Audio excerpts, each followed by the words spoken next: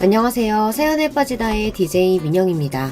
오늘도 두 가지 사연 준비되어 있으니 끝까지 함께 해주시고요. 오늘의 사연도 함께 시작해볼게요.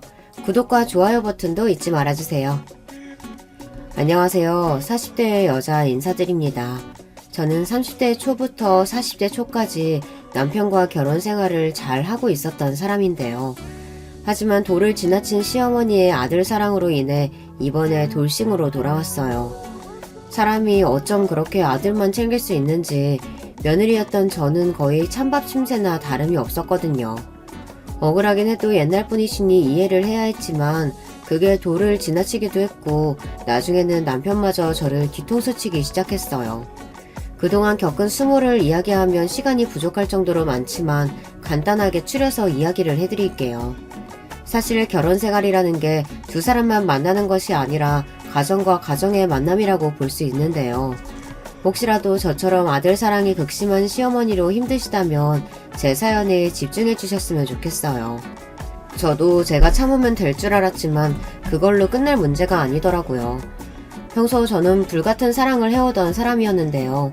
이 사람이 좋으면 그대로 직진하는 사람이었거든요. 그러다 보니 남편이랑도 연애 기간이 길지 않았어요.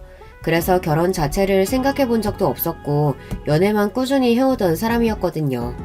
근데 남편을 처음 만났을 때는 딱 제 이상형에 가까운 사람이라서 계속 쫓아다니게 되고 나중에는 고백까지 했는데 남편은 그 당시에 오히려 제 마음이 부담스러웠다고 했어요. 물론 저 같아도 과하게 들이댄다면 부담을 느낄 수도 있을 것 같은데 저도 어느 정도 고백을 해보다가 안 되면 빨리 포기하는 편이거든요. 그러다 보니 이번에도 남편이 안 받아주면 더 이상 앞으로 보이지 말아야겠다는 생각이었는데 마지막으로 남편에게 고백한 날 저를 받아주더라고요. 무작정 직진하는 것도 좋진 않지만 이 사람이다 싶으면 저는 마지막까지 최선을 다하는 편이에요. 저는 빨리 사랑에 빠지는 만큼 씻는 속도도 다른 사람들보다 빠른 편에 속하는데요. 하지만 남편을 만났을 때는 달랐어요. 뭔가 이 사람이랑은 결혼까지 할 것 같다는 생각이 들더라고요.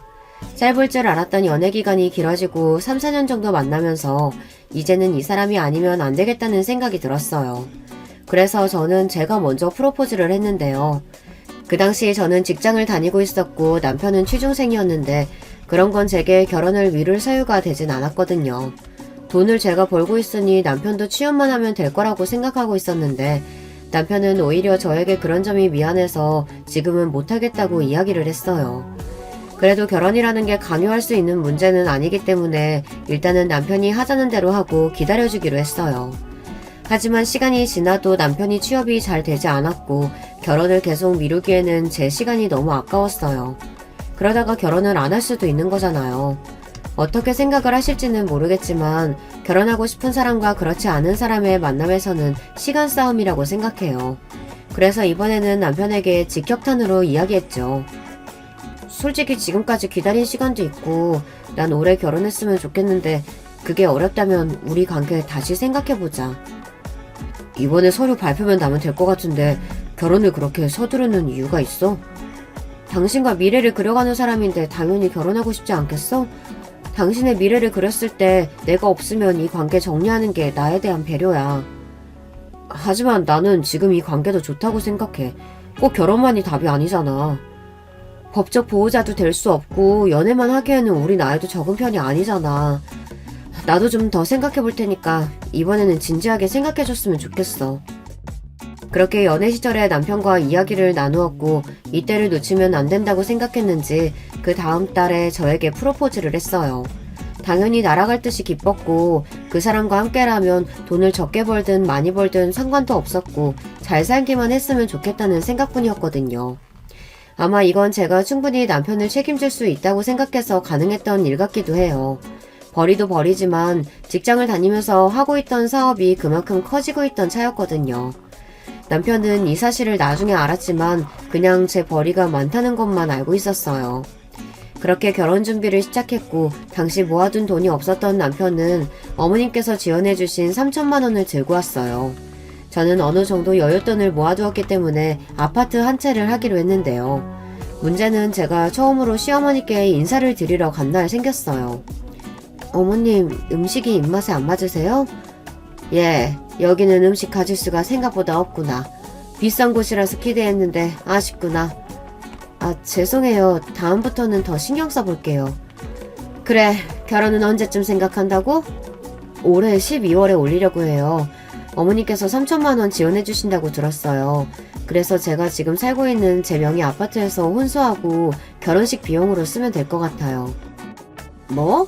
집에 와서 우리의 기를 얼마나 죽이려고 그래? 어머니, 그게 무슨 말씀이세요? 기를 죽이다뇨. 그렇다고 저희가 길바닥에서 신혼생활을 할 수는 없잖아요. 이게 어디서 꼬박꼬박 말대꾸야. 집은 우리 집에서 시작하면 되지 뭘 다시 구하니? 시어머니가 하시는 말씀을 듣고 황당할 수밖에 없었어요. 아무리 그래도 집을 해가는데 본인 아들의 길을 죽일 그거로 생각하실 줄은 몰랐거든요. 옛날 분이시라는 것은 저도 알고 있었지만 그런 말을 막상 들으니까 기분이 좋지 않더라고요. 당연히 포장 관리는 되지 않았고 남편이 중간에 중재해주긴 했지만 썩 달갑진 않았어요. 그렇다고 이 결혼에 대해서 다시 생각을 해봐야 하나 싶었는데 어른들은 아들 생각하면 그럴 수 있다는 이야기를 들으니 더 이해가 안 갔어요. 돈을 달라고 한 것도 아니고 집을 구해서 결혼하려고 한다는데 본인의 집으로 오지 않는다는 것에 기분이 많이 상해 있으시더라고요. 자기야, 엄마가 한 말은 너무 신경 쓰지 마. 내가 다시 잘 이야기해볼게. 예전부터 나를 너무 아끼셔서 그런 거야. 아무리 그래도 그렇지 말씀이 너무 지나치신 거 아니야? 내가 집 해간다고 당신 무시하는 것도 아닌데. 우리 엄마로서는 아들이 집을 해가야 하는데 준비가 된 게 없으니까 친정에 귀 눌려서 살 거라고 그래서 그 생각하신 것 같아. 잘 모르겠다. 어머님이 계속 저렇게 세게 나오시면 더 힘들어질 것 같은데. 내가 중간 역할 잘 해줄 테니까 당신도 너무 신경 쓰지 마. 결혼을 준비하는 과정에서 삐걱거리긴 했지만 곧이어 어머님께서 저에게 말씀하신 부분에 대해 사과를 먼저 해주셨어요. 뭐 어른의 입장에서는 그렇게 생각할 수도 있겠다 생각으로 그냥 넘어갔어요. 이때 제대로 잡았어야 했는데 나이가 드신 분들이라면 저렇게 생각할 수 있다는 생각으로 넘긴 것을 나중에는 후회하게 되더라고요. 어머님의 사과도 받았지만 남편 스스로 중간에서 잘하겠다고 했으니 그걸 믿었었는데요. 나중에는 일이 터지더라고요. 결혼을 준비하는 과정에서 상견례 때도 혹시 그런 이야기를 하시진 않을까 걱정되었는데 오히려 그때는 예의를 차리시고 제 칭찬을 그렇게 하시더라고요. 심지어 그 식당은 음식이 별로라고 했던 곳인데 굉장히 좋아하셨어요. 다들 식당까지 오시느라 고생 많으셨어요. 고생하셨어요. 음식은 입에 맞으시나요? 이렇게 맛있는 음식은 처음 먹어보네요. 처음에는 음식 메뉴가 별로셨었나봐요. 다행이네요. 내가 그랬었나? 아휴, 그나저나 지우를 정말 바르게 키우셨네요. 처음 왔을 때와 다른 메뉴를 드셔서 그런 것인지 아니면 일부러 그런 것인지는 모르겠지만 상견례 때는 오히려 분위기가 좋았어요. 그래서 저도 딱히 태클을 걸고 싶진 않아서 좋은 분위기 속에서 마무리하게 되었죠. 그리고 절차대로 진행하는데 결혼을 하는 게 이렇게 힘든 일일 줄 몰랐거든요. 이것저것 챙겨야 할 것들도 많고 예물과 예단 같은 것도 해야 하니까 쉬운 일은 아니었어요. 들어가는 돈도 생각보다 많았고요. 하지만 그런 건 다 괜찮았어요. 오히려 남편이 적극적으로 도와주고 정보도 잘 찾아주었거든요. 물론 결혼을 준비하는 중에 취직하진 못했지만 그래도 저는 괜찮아요. 남편은 카드를 쓰는 게 미안하다고 하긴 했지만 그 정도 지원은 해줄 수 있었거든요. 취업하는데 너무 신경 안 써도 돼. 나중에 좋은 자리 있으면 그때 해도 늦지 않아. 그래도 계속 일하는 여보 돈만 사용하는 건 아닌 것 같아서 미안하기도 하고. 괜찮아. 나중에 취업하면 그때는 여보가 맛있는 거 많이 사주면 되지. 스트레스 많이 받으면 안 좋으니까 쉬엄쉬엄 해. 내가 그래도 집안일 하나는 정말 잘하잖아. 여보 집에 왔을 때 신경 안 쓰이도록 꼼꼼하게 할게. 오히려 처음에는 남편의 가정적인 점이 좋더라고요. 집에 들어가면 따뜻한 밥, 그리고 깔끔한 집안이 되어 있으니 사실 이렇게만 살아도 되겠다는 생각이었어요. 집도 작은 편이 아닌데 구석구석 어찌나 잘 정돈을 해두는지 새삼 남편이 청소나 빨래 같은 것을 잘한다고 느끼고 있었죠. 이거 당신이 다 이렇게 해놓은 거야? 진짜 대단하다. 오늘 하루 종일 고생 많았어. 아니야, 밖에서 일하는 당신이 더 힘들 텐데 이 정도쯤은 아무것도 아니지. 집안일 하는 것도 얼마나 힘든데 진짜 고생했어. 서로를 격려하며 지내다 보니 자연스럽게 남편은 전업으로 집안일을 맡아서 하고 저는 직장을 다니면서 평화롭게 지내고 있었어요. 그러다가 한 번은 어머님께서 저희 신혼집에 오셨는데 집에서 집안일을 하는 남편을 보고 나서 깜짝 놀라시더라고요. 아니 내가 이럴 줄 알았어. 이게 집회였다고 집안일을 다 남편 시키고 있어. 얘 당장 그 앞치마 벗어라. 엄마 내가 하고 싶어서 하는 거야. 그리고 나는 회사도 안 다니는데 이런 거라도 해야지. 집회였다고 지금 우리 아들 무시하는 거니? 얘가 얼마나 똑똑하고 또 얼마나 착한 앤데 지금까지 너한테 당하고 살았겠어. 어머님 그게 무슨 말씀이세요? 저희 각자 해야 할 일 하면서 잘 살고 있고요. 어머님이 생각하시는 그런 거 아니에요. 다 필요 없고 태연이 너는 당장 집안일 그만두고 바로 일 구해라. 집안일은 여자가 해야지. 이런 걸 남편한테 시키고 있어. 네, 저희 집에 오셨던 시어머니께서 남편이 집안일을 하는 모습을 보고 기겁하며 당장 그만두라며 저에게 이럴 줄 알았다며 삿대질까지 하시면서 이야기하셨어요. 사실 뭐라고 잔소리를 하실 것 같긴 했지만 그렇게까지 뭐라고 하실 줄은 몰랐네요. 그날은 화를 내며 집으로 돌아가셨고 앞으로 절대 남편에게 집안일을 맡기지 말라고까지 하셨어요. 제가 하거나 아니면 사람을 불러서 시키라며 본인의 아들을 하녀 부리듯이 부리는 건 아닌 것 같다고 말이죠. 여러분들은 제가 너무하다고 생각하시나요? 사실 제가 집안일만 시키는 것이 아니라 용돈도 주고 전반적인 재정관리도 하면서 고정지출도 제가 내고 있거든요. 그런 부분에 대해서는 하나도 말씀을 안 하시면서 저에게는 오히려 돈을 그 정도 벌면 본인 아들이 좀 더 편하게 살아도 되지 않겠냐고 하시더라고요. 어머니의 아들 사랑은 끝이 없었고 남편도 이때는 오히려 제 편을 들어주며 어머니께 반박하는 걸 보니 중간 역할은 잘 해주고 있다는 생각이 들었거든요. 어머니는 항상 자기 편만 들고 힘들게 일하는 며느리는 안 보이시나 봐. 내가 자기 집안일 시킨다고 언제 하다한 적 있어? 기분 너무 나쁘다. 당연히 자기가 더 고생하고 있지. 내가 미안해. 엄마가 올 때마다 저러니까 나도 힘드네. 당분간 집에 오시지 말라고 했어. 오시지 말라고까지? 그렇게까진 말 안 해도 되는데. 이럴 땐 나도 강하게 나가야지. 자꾸 받아주면 안 돼. 남편도 스스로 중간 역할을 잘해야 한다고 이야기했고 오히려 그렇게 말해주는 게 고마웠어요. 보통은 엄마 편을 들면서 말하는 경우가 많잖아요. 그래서 남편에게 더 고마웠던 것 같아요. 그 뒤로는 정말 시어머니께서 저희 집에는 오시지 않으셨고 평화로운 삶을 이어갈 수 있었는데요. 하지만 제 예상과는 다르게 결혼한 지 6개월이 지난 시점에서 오히려 적반하장으로 나오기 시작했어요.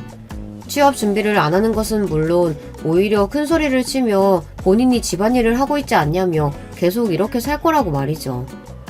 취업은 언제쯤 할 생각이야? 이제 슬슬 해야 되지 않아? 지금도 우리 잘 지내고 있는 거 아니야? 굳이 내가 일 안 해도 된다면서. 그렇긴 하지만 가고 싶다고 했던 회사 공고가 있어서 말해본 거야. 나 앞으로 계속 집안일 하면서 살래. 이게 나한테 맞는 것 같아. 근데 제가 이런 말을 괜히 했던 게 아니에요. 처음에는 집안일도 열심히 하고 또 쓰레기도 제대로 버리면서 역할을 제대로 해주었거든요. 근데 어머니의 방문이 뜸해지고 난 뒤로는 오히려 소홀해지기 시작했어요. 사실 그런 모습들을 보면서 처음부터 크게 신경이 쓰였던 것은 아니었는데요.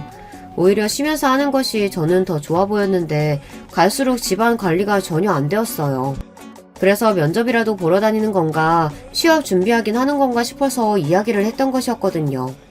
제 예상과는 다르게 남편의 하루 패턴은 일어나서 밥 먹고 그 뒤로는 컴퓨터만 하면서 시간을 보내는 것 같더라고요. 컴퓨터도 필요하다고 해서 사준 거였는데 그 뒤로 계속 게임만 하면서 시간을 보내니까 이대로 둘 수 없었어요. 그래서 이야기를 꺼내온 것인데 계속 이렇게 살 거라고 하니까 적어도 집안일은 잘해주라고 이야기하니까 본인을 가정부로만 보는 것이냐며 이야기를 했어요. 갈수록 기가 막힐 수밖에 없는 상황이었는데요. 힘들게 일하고 들어오면 널브러져 있는 설거지와 쓰레기들도 있었어요. 처음에는 이해했죠. 그동안 집안일을 하느라 힘들었을 거라는 생각은 했지만 이건 도가 지나치다는 말밖에 나오지 않았어요. 게다가 갈수록 집은 개판이 되었고 갈수록 남편의 뻔뻔한 행동을 지켜볼 수만은 없었는데요. 집에서 쉬고 있다면 적어도 집안일을 잘 해야 한다고 생각하고 있거든요. 하지만 제 생각과는 다르게 남편은 더욱 심해졌어요. 제가 집에 와서 조금이라도 집안일에 대해 이야기를 하면 그 자리를 피하는 것은 물론 나중에는 본인도 준비하는 게 있는데 어떻게 집안일만 하냐고 이야기를 하더라고요. 앞뒤가 맞지 않는 말들만 해대니까 저도 모르게 화가 났고 남편에게 그럴 거면 제대로 직장 생활을 하면서 생활비를 내든지 아니면 집안일이라도 제대로 해달라고 말을 했어요. 하지만 그 말이 기분 나빴는지 남편은 그 뒤로도 저를 무시하면서 오히려 집안일을 더 만드는 것 같더라고요. 더 이상 참지 못했던 저는 그동안 남편에게 주었던 카드를 한도를 지정해버렸고 더 이상 쓰지 못하도록 금전적으로 제가 제한을 할 수 있는 건 다 했던 것 같아요. 사용하고 있었던 카드를 진정시키고 나니 남편에게 전화가 왔는데요. 내가 살 게 있는데 카드가 안 돼서 정지라고 하는데 혹시 자기가 정지시킨 거야? 얼마 전에도 용돈으로 챙겨줬고 그렇게까지 많은 돈이 필요하진 않은 것 같아서 카드 하나 줄이는 게 낫다는 생각에 정지시킨 거야. 미리 말해줬는데 기억 안 나? 언제 얘기했는데 갑자기 쓰던 돈을 그렇게 줄이면 나는 앞으로 어떻게 생활하라는 거야. 1년 동안 내가 지원해준 게 얼만데. 그리고 집안일을 하기 싫으면 직장을 다니면 되잖아. 아직도 그 얘기야? 내가 아무것도 안 하는 것도 아니고 진짜 치사하게 나온다. 남편은 저에게 따지듯 이야기했고 제가 카드를 정지하겠다고 말한 부분에 있어서는 기억을 하지 않는 것 같았어요. 그것도 그럴만한 게 아무래도 남편은 게임하고 있을 때 이야기를 하다 보니까 집중을 못한 것 같더라고요. 참을 만큼 참았던 저는 제가 봐줄 이유를 느끼지 못하고 정지시켜둔 채로 생활했어요. 그러다 남편이 심각성을 느꼈는지 그 뒤로는 집안일도 열심히 하더라고요. 저에게 미안하다고 사과도 하면서 제발 카드만은 풀어달라는 이야기를 했어요. 근데 사실 제가 카드를 정지시키려고 했던 이유 중 하나는 남편의 씀씀이 때문이었는데요. 제가 용돈을 안 챙겨주는 게 아니라서 그런지 카드값이 생각보다 많이 나온다고 느껴지더라고요. 이번 달 카드값은 왜 이렇게 많이 나온 거야? 아, 이번 달에 내가 나갈 돈이 꽤 있었어. 미리 말해줄걸. 미안해. 그런 게 있으면 미리 말해줘야지. 한두 푼도 아니던데? 아, 미안. 내가 집에만 있으려니까 답답하기도 해서 그래서 그랬어. 일단은 알겠어. 조금만 줄여서 써줘. 그럴게. 걱정하지 마. 내가 집에만 있는데 뭘 더 쓰겠어. 이번이 끝이야. 카드 명세를 살펴보면 항상 배달 음식을 먹거나 혹은 밖에 나가서 친구들과 시간을 보낼 때도 제 카드를 쓴다는 것을 알게 되었어요. 제가 벌이가 좋다고 해도 매번 배달 음식에 친구들과는 한우를 먹으면서 지내는 남편을 보니 부담이 될 수밖에 없더라고요. 사실 남편이랑 이런저런 대화를 하면서 금전적인 부분에서도 조율을 했던 것이 있었는데 이미 넘어간 지 오래였어요. 쓰다 보면 그럴 수 있다고 생각하고 넘어가다 보니 결국 이런 상황이 벌어지게 된 것인데요. 집에 있는 사람이 돈은 어찌나 많이 필요한지 갈수록 집안일은 소홀히 하고 게임에 빠지는 모습을 보니 한편으로는 이 사람과의 미래가 더 걱정되더라고요. 좋은 대학 나와서 취업을 잘할 수 있을 줄 알았지만 저와 결혼한 뒤로는 취업 활동이 전혀 없었어요. 물론 준비한다고 하고 저에게 이력서를 보여주는 등 자기소개서도 확인받으려고 하는 걸 보니 의지는 있는 것 같았거든요. 하지만 제가 생각했던 것과는 달리 남편은 의지만 있을 뿐 그 뒤로는 무언가를 실천하지는 않았던 것 같아요. 면접도 한두 번 보더니 잘 안 된다면서 오히려 가는 길이 더 스트레스라고 이야기하고 그 다음부터 면접을 안 봤거든요. 스트레스 받는다고 하니까 따로 신경을 쓰지 않았지만 남편이 집안일을 잘해주고 씀씀이만 줄인다면 사실 전업으로 남편이 있어도 괜찮았기 때문에 그때 당시만 해도 큰 문제라고 생각하지 않았어요. 하지만 남편은 제가 예상했던 것과는 다르게 씀씀이도 커지고 점점 갈수록 나태로워지는 게 느껴져서 결국에는 이런 조치를 취한 것이었어요. 시어머니께서도 그동안 집안일을 한다고 이야기를 하시더니 용돈을 받고 생활한다고 말하니 그 뒤로는 그래도 여자가 해야 한다고 하시긴 했지만 남편이 어떻게 얘기했는지 그 뒤로는 별 말씀하시지 않았거든요. 그래서 그때는 시어머니에 대한 스트레스가 그렇게 심하진 않았었는데요. 남편에게서 스트레스가 되는 부분이 생기다 보니 저도 모르게 제가 이러려고 결혼했나 싶더라고요.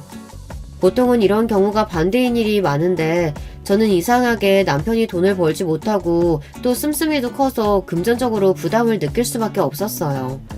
제가 이런 이야기를 하는 게 자존감을 낮아지게 하지 않을까 싶어서 그동안 참고 있었던 부분이었거든요.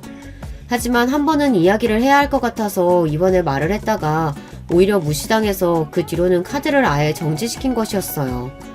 남편은 그 사실을 알고 저에게 전화를 했던 것이고요. 처음에는 카드를 정지시켰을 때 오히려 저에게 뭐라고 하면서 자신만만하게 나오더니 나중에는 돈이 떨어지는 게 느껴졌는지 저에게 다시 아부를 떨기 시작했어요. 여보, 내가 정말 반성하면서 살게. 내가 그동안 미쳤었나봐. 당신 고생하는 거 뻔히 아는데 나도 취업 준비하다 보니까 스트레스 받아서 괜히 여보한테 화풀이 했어.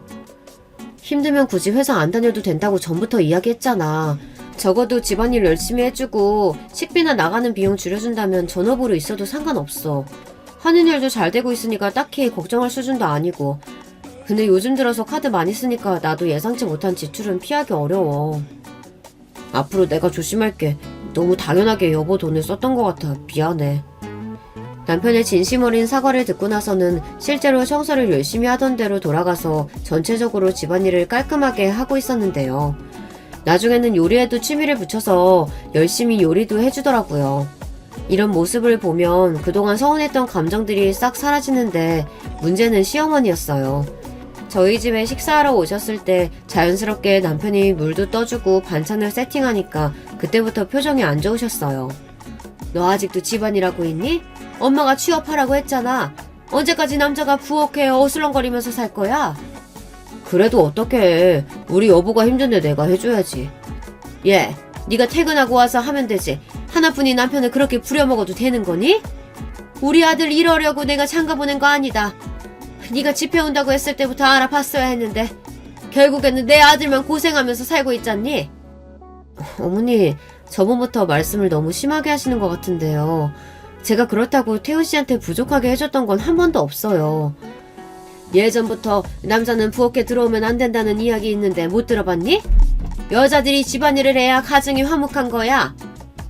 남편이 집안일 해도 저희는 행복하게 잘 지내고요. 오히려 취업 때문에 태훈 씨가 스트레스 받는 것 같아서 오히려 전업으로 생활해도 된다고 한 거예요. 밖에서 일하고 들어오면 저도 힘들어요, 어머니. 아예 안 도와주는 것도 아니고 분담해서 하고 있어요. 맞아, 내가 하는 건데 왜 엄마가 와서 난리야. 앞으로 얘한테 어떠한 얘기도 하지 마. 내가 좋아서 선택한 일이야. 시어머니 앞에서 제 편을 들어주는 남편에게 고마운 마음도 있었고 한편으로는 제가 그동안 남편에 대해 오해하고 있었다는 생각이 들었어요. 하지만 그 뒤로도 시어머니의 문자나 전화 테러가 이어지면서 생활에 지장이 갈 정도로 힘들어지기 시작했는데요. 매번 연락이 오면 하시는 말씀은 똑같았어요. 본인의 아들은 집안일을 하려고 장가를 보낸 게 아니기 때문에 집안일은 제가 맡아서 해주었으면 한다고 말이죠. 사실 남편이 그동안 저에게 잘못한 부분은 있었지만 다시 제대로 자리를 잡고 남편은 전업으로 저는 일터에서 열심히 생활하다 보니 그 뒤로는 따로 트러블이 날 만한 일이 없었어요. 어머니께서도 이 부분 이해해 주셨으면 좋겠는데 갈수록 더 저에게 스트레스를 주시더라고요. 하지만 이 부분을 어머니께서 한번 포기를 할 만한 일이 있었는데요. 아직도 태훈이가 집안일 하고 있니? 내 말이 말 같지 않은 것 같구나. 어머니, 그렇게 태훈 씨가 집안일 하는 게 싫으시다면 제가 그냥 일을 내려놓고 전업생활 할게요. 잘 다니고 있는 직장을 왜 그만둬? 그럼 달마다 나가는 돈은 어쩌고? 그건 태훈 씨가 이제 알아서 해야 할 문제인 거죠. 가장 역할을 그동안 제가 해왔으니 남편이 이제 하는 게 맞지 않을까요? 저도 이제 쉬면서 집안일 하고 어머님이 원하시는 대로 아들 떠받들면서 살게요. 내가 언제 일까지 그만두고 아들 떠받들면서 살라고 했니? 집안일에 네가 했으면 좋겠다는 거지. 일 때문에 바쁜데 어떻게 세밀하게 신경을 써요. 집안일 하려면 그만두고 잔업하는 게 낫죠. 요즘 애들은 일도 다니고 집안일도 다 한다던데 너는 그게 안 되니? 네, 어머니. 저는 그게 안 될 것 같네요. 한번 시어머니에게 직격탄으로 이야기를 하고 난 뒤에는 더 이상 저에게 무리한 부탁을 하진 않으셨어요. 물론 집에 오셔서 한숨을 쉬시긴 했지만 전처럼 잔소리하는 일이 줄어들어서 좋더라고요.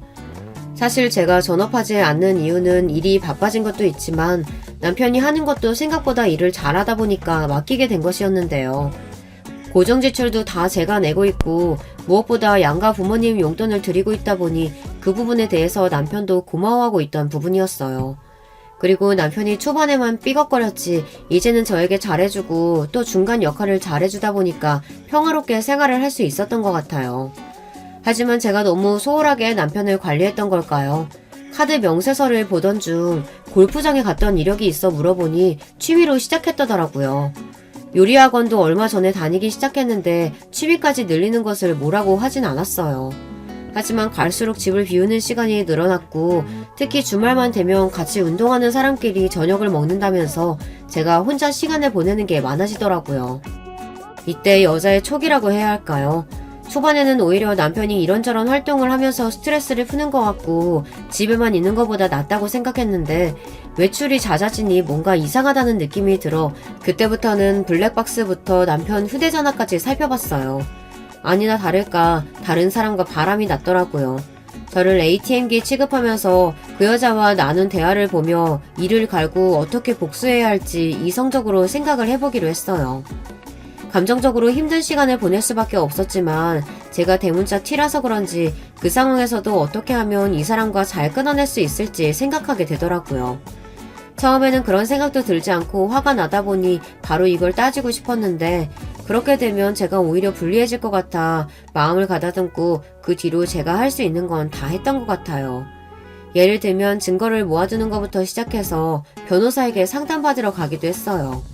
하지만 사람 마음이라는 게 한 번에 끊어내려고 해도 잘 안 되는 거잖아요. 저도 모르게 기회를 한 번 더 줘도 되지 않을까 생각이 들었어요. 왜냐하면 이 문제 말고는 저에게 너무 잘해주던 사람이었고 또 이런 부분을 제가 직접적으로 이야기를 한다면 스스로 정리할 수 있지 않을까 싶었거든요. 사연을 들으시는 분들이 저를 어리석다고 생각하실 수도 있어요. 특히 바람은 더욱이요. 하지만 생각해보면 몇 년 동안 같이 산 사람을 하루아침에 정리한다는 게 더 어려운 일이었거든요. 불륜에 대한 내용을 봤을 때 충격적이긴 하지만 그래도 이 사람의 진심이 아닐 거라고 생각했던 것 같아요. 지금 와서 생각해보면 어쩌면 제가 그 사람을 더 잡고 싶어서 그렇게 생각한 걸 수도 있겠네요. 어떻게 보면 정말 부질없는 짓이었지만 그때 당시에는 한 번이라도 남편이 저를 위해서 진심 어린 사과를 하고 그 생활을 정리한다면 모든 것이 괜찮을 것 같았어요. 그래서 남편에게 제가 알고 있는 사실에 대해 이야기를 해주었는데요. 그동안 당신 주말에 친구 만난다면서 나갈 때 어디 갔는지 다 알고 있어. 그게 무슨 소리야? 나는 사람들이랑 같이 식사하는 자리에 참여한 거밖에 없어. 나한테 지금 다 증거가 있는데 지금 이 자리에서 고백하면 한 번은 용서해줄게. 뭐든 다 용서해준다고? 내가 아무런 정보도 없이 당신한테 괜히 이런 얘기 할 것 같아? 몇 년 동안 같이 살아봤으면 알 거 아니야. 내가 정말 잘못했어. 당신이 생각하는 그런 관계 아니야. 어떤 걸 봤는진 모르겠지만 진심 아니야. 믿어줘. 솔직하게 말하면 봐준다는 말을 듣고 바로 실토하는 남편을 보며 기가 차기도 했지만 그때 당시에 저는 그 사람이 반성하는 모습을 보이니 한 번의 불장난이라고 생각하기로 했어요. 이제 와서 보면 정말 멍청했던 생각이었죠. 그렇게 남편을 봐주었지만 얼마 지나지 않아서 사건은 한 번 더 터지고 말았습니다. 너는 요즘 애들 같지 않게 일에만 집중하면서 사니? 남편이 저렇게 밖에 나돌아다니는 거 아니냐? 어머니, 그게 무슨 말씀이세요? 저는 제자리에서 최선을 다한 것밖에 없어요. 여자는 말이다. 집에서 어떻게 하는지에 따라서 남편의 행실이 달라지는 거야. 네가 그렇게 하니까 결국은 태훈이가 밖에 나가서 참한 여자 만나고 있는 이유가 있지 않겠어? 그게 무슨 말씀이세요, 어머니? 엄마는 무슨 얘기를 하는 거야. 그 전에 내가 정리 다 했다고 얘기했잖아. 지금은 이 사람밖에 없다고. 너도 정신 차려라. 일밖에 모르는 년이 뭐가 그렇게 좋다고 그러는 거야. 엄마는 걔가 훨씬 낫다. 어머니, 지금 제 앞에서 무슨 말씀을 하시는 거예요? 이건 정말 아니죠. 어떻게 저를 보시면 그렇게 만만하게 대하실 수가 있어요? 이게 봐줬더니 계속 기어오르기나 하고 내가 있는 곳에서도 이러는데 시험이 없는 곳에서는 남편을 얼마나 갈구겠어? 그건 바로 시어머니께서도 이 사실을 알고 계셨던 것인데요. 심지어 식사 자리에 그 여자와 저를 비교하시는 것을 듣고 나선 도저히 결혼 생활을 이어나가서는 안 되겠더라고요. 사실 남편이 실토한 뒤로는 골프도 끊고 지원해주던 것을 해주지 않고 오히려 집안일에만 집중을 하게 했거든요. 그랬더니 외출하는 일도 줄어들어서 안심하고 있었는데 정리한 것이 아니라 제가 일하고 있는 틈을 타서 계속해서 만나고 있었고 심지어 시어머니께도 저 몰래 그 여자를 만나면서 바람 피우는 사실을 알고 있었다는 것을 알게 되었어요. 식사 자리에서 충격적인 이야기를 듣고 뺨까지 맞은 제가 더 이상 참을 수는 없었는데요. 그렇게 귀하시면 품에 안고 사시지 왜 장가를 보내셨어요? 저도 이런 남편 필요 없습니다. 그동안 잘해주고 저를 위해서 열심히 하는 모습 보고 한번 봐줬던 거지. 계속해서 바람피는 놈 제가 왜 데리고 살아야 하죠? 그것도 식충이 같은 놈을? 너 지금 말 다 했니? 식충이라고? 내 아들이 어딜 봐서 식충이야? 너 같은 계집애 때문에 기죽어서 사는데. 태훈아, 당장 이혼해라. 네가 그동안 집안일 했던 거 다 법정에서 보상받고 재산 분할도 제대로 해. 재산 분할을 하라고요? 남편이 기여했던 부분도 없고 무엇보다 저희 혼인신고 하지 않고 살고 있는데 그게 가능할 거라고 생각하시는 거예요? 절대 못 주죠. 제가 누구 좋으라고 그런 걸 다 넘겨주겠어요. 엄마 그만해요. 이게 뭐하는 짓이에요. 자기야 내 말 들어봐. 나 진짜 다 정리했고 당신밖에 없는 거 알잖아. 둘이서 나를 속였는데 그 말을 내가 어떻게 믿어. 당신도 똑같아. 제발 내 말 좀 들어줘. 당신한테만 진심이었어. 그 사람은 정말 아무것도 아니었다고. 그렇게 자신을 믿어달라는 남편을 뒤로하고 저는 이 결혼 생활의 끝을 봐야겠다는 생각이 들어 바로 정리를 시작했어요. 아무래도 한번 바람피운 사람을 봐준다는 건 맞지 않는 것이기도 하고요. 시어머니께서 저렇게 이야기하시는데 제가 남편을 다시 받아줄 생각이 없어지더라고요. 이미 상처를 받을 대로 받았던 저는 더 이상 관계를 지속할 마음도 사라지니 그때부터는 처음 남편의 불륜을 발견했을 때처럼 냉정하게 상황을 보기 시작했어요. 그 대화를 끝으로 시어머니께서는 황급히 집으로 가셨고 남편은 저에게 계속 빌고 있던 상황이었는데요. 혹시라도 흔들리진 않을까 걱정이 되긴 했지만 오히려 저는 마음을 다잡고 남편을 내칠 수 있었어요. 그동안 내가 줬던 생활비 내놓던가 계속 그렇게 해봐. 난 끝까지 가볼 테니까. 내가 잘못했어. 정리하려고 했단 말이야. 근데 그 여자가 나를 협박하는 바람에 내가 그동안 당신 몰래 잠깐 만났었어. 어떤 약점이길래 내가 정리하라고 했을 때 정리를 못했을까? 바람보다 더 심한 게 있는 거야? 사실 내가 돈을 조금 빌린 것도 있고 조금씩 갚아나가고 있는데 그 여자가 안 만나주면 한꺼번에 돈 이자 쳐서 받을 거라고 하잖아. 도저히 거부할 수가 없었어. 남편의 이야기를 듣고는 저는 더 어이가 없었는데요. 그동안 제가 주는 생활비는 어디다 썼는지 그 여자에게 돈까지 빌렸더라고요. 제가 봤던 대화 내용 중에는 금전적인 부분에 대해서 말을 했던 게 없다 보니 그런 문제가 있을 줄은 꿈에도 몰랐어요. 하지만 제가 그걸 더 신경 쓸 이유는 없었죠. 그건 당신이 알아서 하면 되는 문제고 이 집에서 좋게 나가고 싶으면 소송이든 뭐든 다 포기하고 그냥 몸만 나가. 아무리 그래도 그렇지 내가 그동안 당신 편하라고 집안일 해준 건 생각도 안 하는 거야? 적어도 혼자 살 수 있는 금전적인 지원은 해줘야지. 내가 누구 때문에 지금 경력단절로 이러고 있는데. 당신 정말 웃긴다. 먼저 전업하고 싶다고 말한 건 기억도 안 나나 본데. 그리고 내가 당신한테 부족하게 했던 적 있어? 일하고 싶으면 취업하라고까지 이야기를 해줬는데도 안 한 건 당신이잖아. 그건 당신이 나한테 그럴 거면 전업을 하라고 해서 그런 거잖아. 적어도 취업에 집중할 수 있게는 해줘야지. 내가 은행 가서 당신한테 보내준 돈이야. 그 돈 액수만 봐도 몇 년 동안 당신이 회사 들어가면 받을 수 있는, 아니지, 그보다 더 많은 돈을 보내줬는데.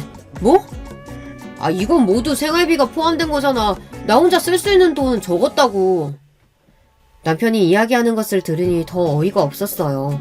적어도 개인적으로 쓸 수 있는 돈을 300만 원 정도는 줬던 것 같은데 그건 다 어디다 쓰고 이제 와서 본인은 생활비로 허덕이면서 살았다는 듯이 말하는 걸 보니 더 이상 참을 수가 없겠더라고요. 그래서 어떻게 하면 될까 고민을 하다 통장을 정리하던 중 시어머니께 들어갔던 돈이 있다는 것을 알게 되었어요. 제 통장에서 그동안 얼마나 많이 빼갔는지 거의 생활비만큼이나 매달 나가고 있더라고요. 그 통장은 제가 남편에게 쓰라고 줬던 통장이었는데 제 명의로 되어 있거든요.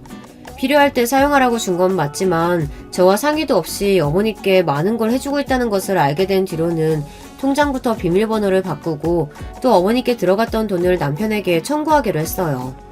그동안 제가 해주었던 모든 것들을 차단하고 나니까 시어머니께서도 그제서야 저한테 전화를 해서 사과를 하셨는데요. 얘야, 그동안 내가 섭섭하게 해서 미안하구나. 난 태훈이가 그런 줄도 모르고 계속 너만 타박했네. 늦었지만 지금이라도 사과하마. 아니요, 사과 안 하셔도 됩니다. 이미 끝난 사이고 앞으로 볼 일 없을 테니까요. 그리고 제가 모르는 사이에 남편이 돈을 많이 썼더라고요. 어머님 집에 있는 소파, TV 다 제 돈으로 샀던데 그대로 청구할 거니까 그렇게 아시고요. 그걸 너가 왜 청구하니? 그건 우리 태훈이가 날 위해서 해준 것들인데. 효도를 제 돈으로 했으니까 문제가 되는 거 아니겠어요? 태훈씨 앞으로 다 청구할 예정이니까 아들 위해서라면 지금부터라도 처분하셔서 조금이라도 돈 남겨두시는 게 좋을 거예요. 어쨌든 제 허락 없이 돈을 쓴 거니까요. 아니 그게 무슨 소리니? 어쨌든 남편인데 그렇게 모지게 할 필요는 없잖니. 아줌마가 그렇게 감싸던 자식 그대로 데려가시면 되고요. 앞으로 연락할 일 없을 테니 전화하지 마세요. 그리고 그 뒤로는 남편의 연락을 무시하고 그대로 집 밖에 짐을 빼두었는데요. 한참 밖에서 문을 두드리고 저에게 전화를 해서 경찰을 부르니 바로 사라졌어요.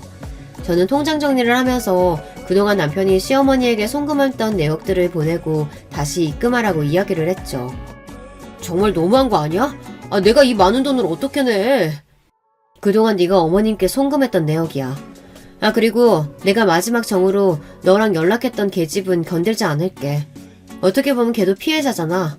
너 같은 인간이랑 같이 살아야 하니까. 내가 정리한 지 오래라고 얘기했잖아. 왜 날 못 믿어주는 거야?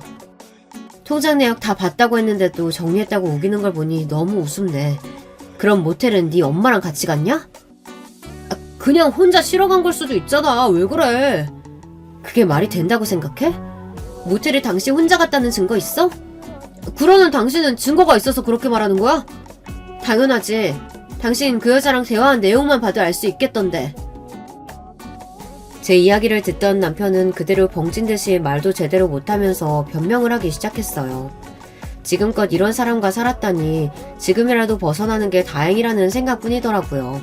그리고 마지막으로 입금을 하지 않으면 저도 가만히 있지 않겠다고 하니 달마다 돈을 나눠서 갚겠다고 말을 해서 공증을 받으러 갔습니다. 정말 이렇게까지 해야겠어? 그래도 우리 한때는 부부였는데 이렇게 나를 못 믿는다고? 그동안 너가 한 일을 생각하면 그렇게 말 못하지. 앞으로 나도 돈 입금 안 될 때마다 연락할 테니까 이자 2배 내기 싫으면 기한 맞춰서 입금하는 게 좋을 거야. 혹시라도 당신 마음 달라진다면 언제든지 연락 줘. 나도 기다리고 있을게. 그럴 일 없으니까 내 눈앞에서 얼씬도 하지 마. 그렇게 아들만 치켜세우던 어머니께서도 자존심을 굽히시며 미안하다고 매일 사과를 하셨지만 다시 그때로 돌아가고 싶지 않았어요. 뭐든 처음에 잘해줄 때 고마움을 알고 표현하는 게 중요한데 항상 저를 타박하셨던 분이시거든요. 그렇다 보니 저도 계속 마음의 문을 닫을 수밖에 없었고 대들기도 했지만 결국에는 이렇게 되었네요. 남편과 잘 살아보겠다는 마음으로 외도도 봐주고 수모를 겪더라도 제가 조금만 더 잘하면 될 줄 알았어요. 하지만 그게 아니라 오히려 남편만 편드는 시어머니를 보니 도저히 안 되겠더라고요. 게다가 저와 그 상간녀를 두고 비교하신 것도 그렇고 저를 깎아내리는 집안과는 더 이상 상종하고 싶지 않았어요. 그동안 남편을 보고 버텨왔는데 지금은 오히려 괜히 그랬다는 생각이 먼저 드네요. 또 이런 사실을 알리고 싶진 않았지만 어쩔 수 없이 부모님께도 말씀을 드렸어요.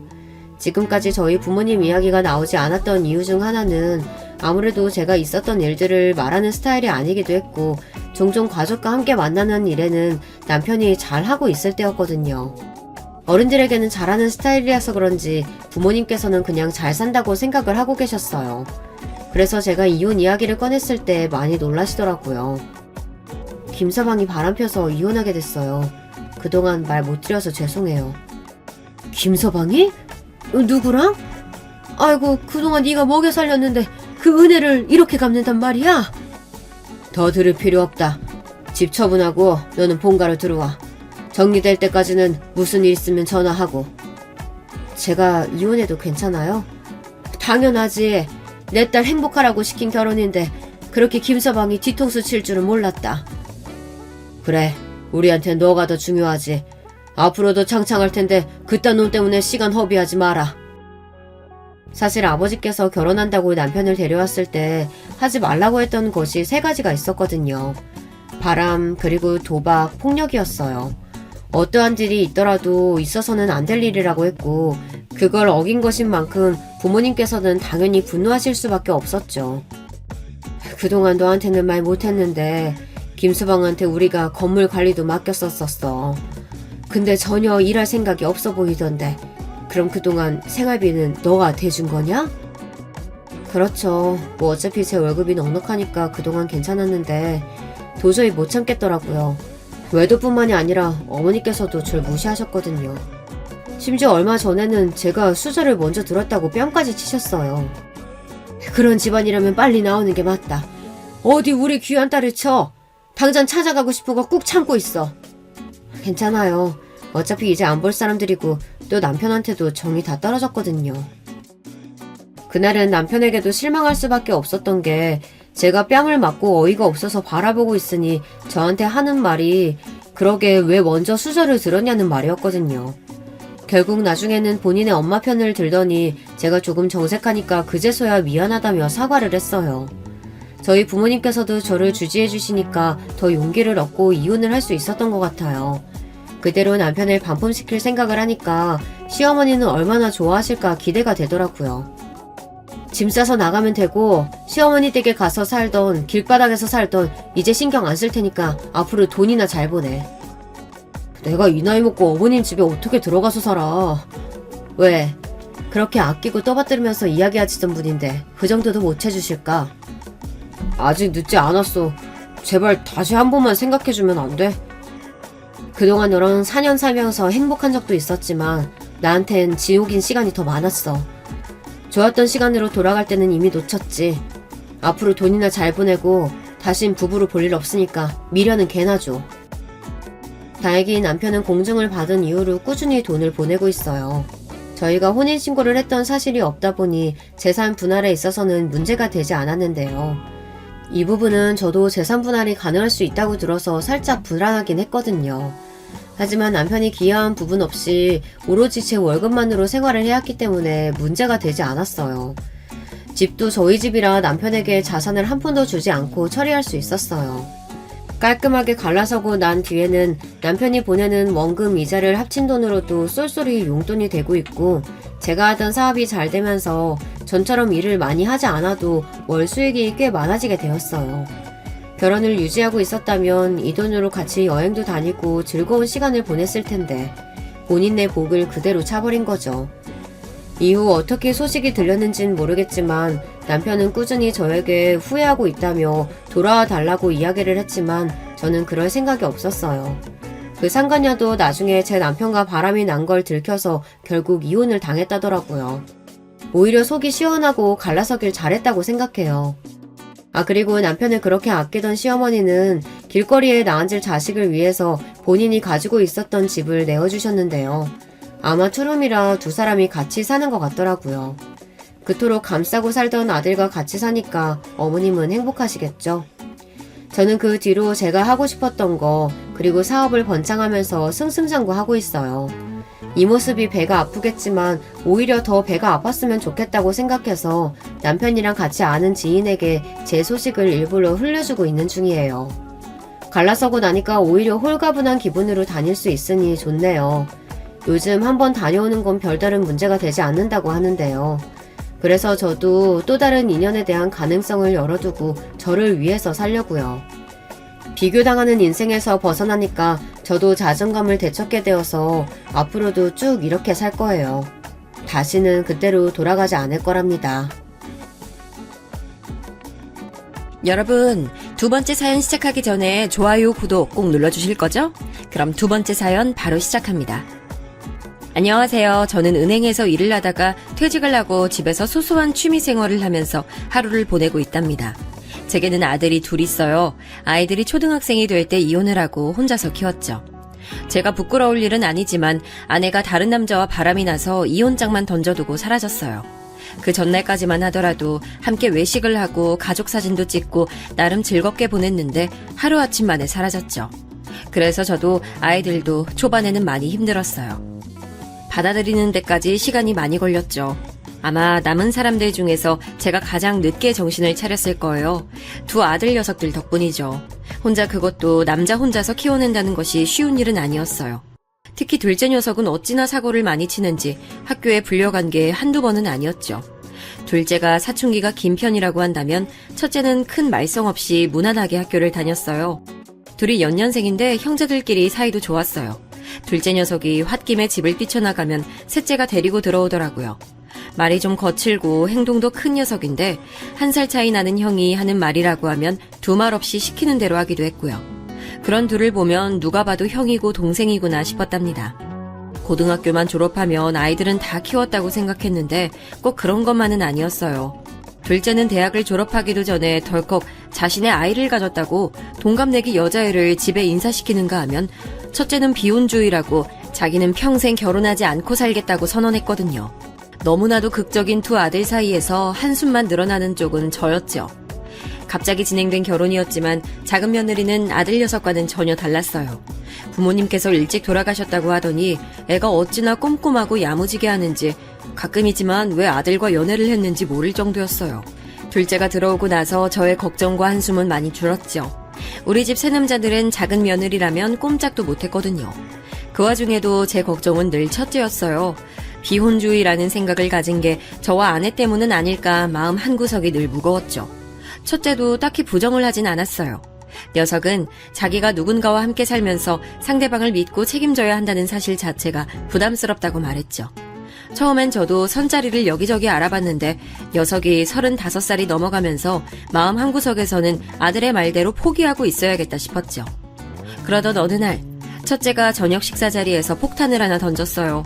둘째 아들 녀석이 결혼을 하고도 아직 분가를 하지 않아서 함께 살고 있다 보니 저녁 식사 자리가 정신이 없거든요.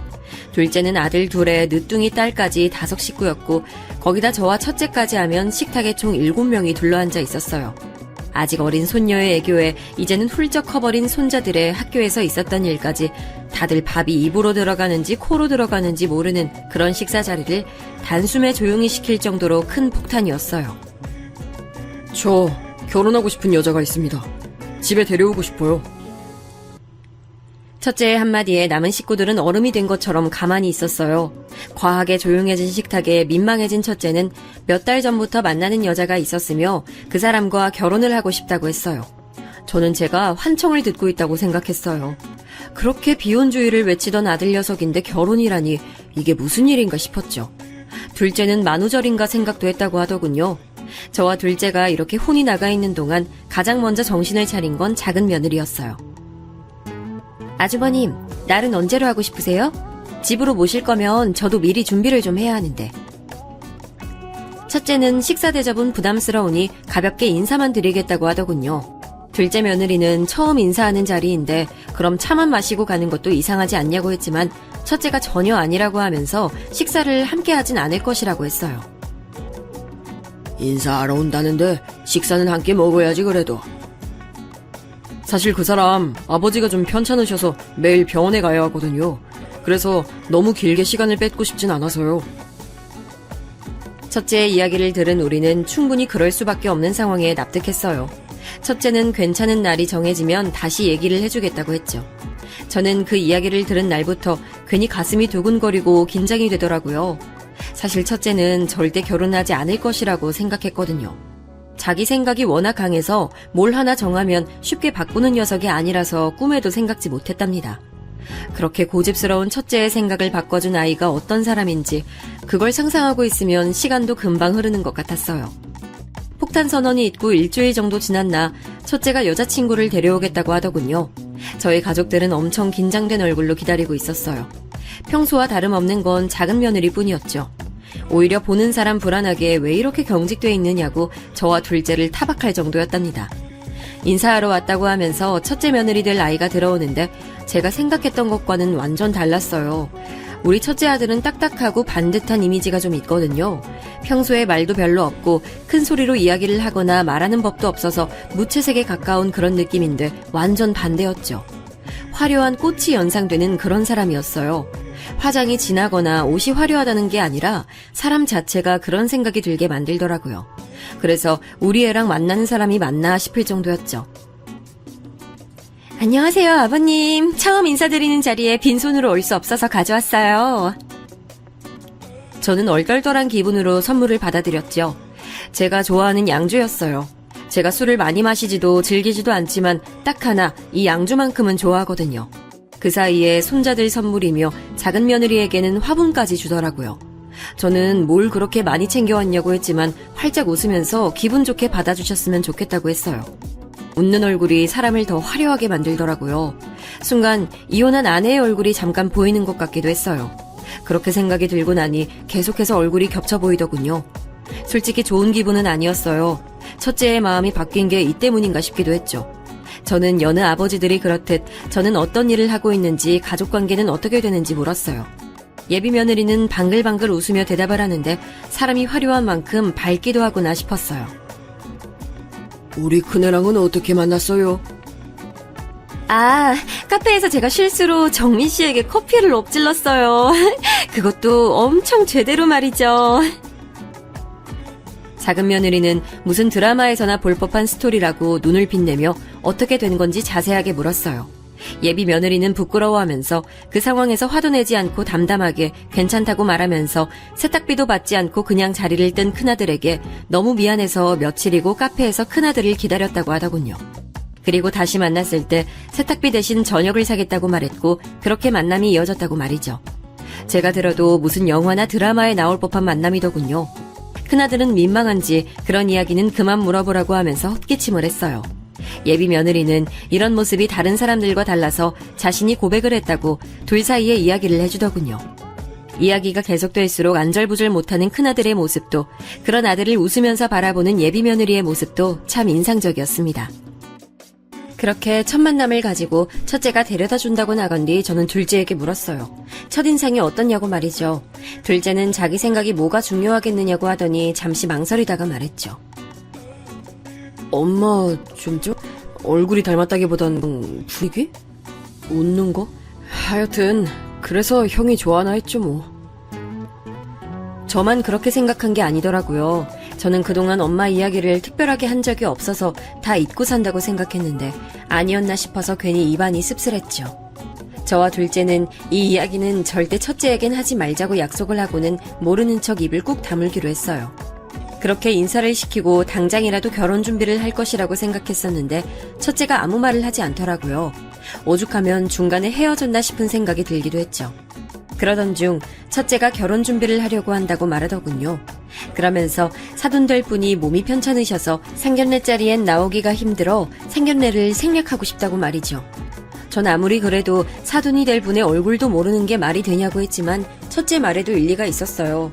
친척이 많은 것도 아니라 상견례를 한다고 해도 나올 사람이 없는데 뭐하러 굳이 하느냐고 말이죠. 그럼 결혼 준비는 어떻게 하려고? 그걸 너희 둘이서 다 할 수 있겠어? 나도 그 사람도 결혼식 크게 하는 걸 원하진 않아요. 죄송하지만 그냥 가족들 모시고 조촐하게 소규모로 하려고요. 그래도 신경 써야 할 게 한두 가지가 아니잖아. 당장에 결혼하고 나서 살 집은 어떻게 하려고? 집은 구했어? 첫째는 직장 근처에 작은 오피스텔을 얻었다고 말했어요. 둘이 살기엔 나쁘지 않은 크기였지만 나중에 아이가 태어나면 너무 작을 것 같더라고요. 하지만 아들의 생각은 확고했죠.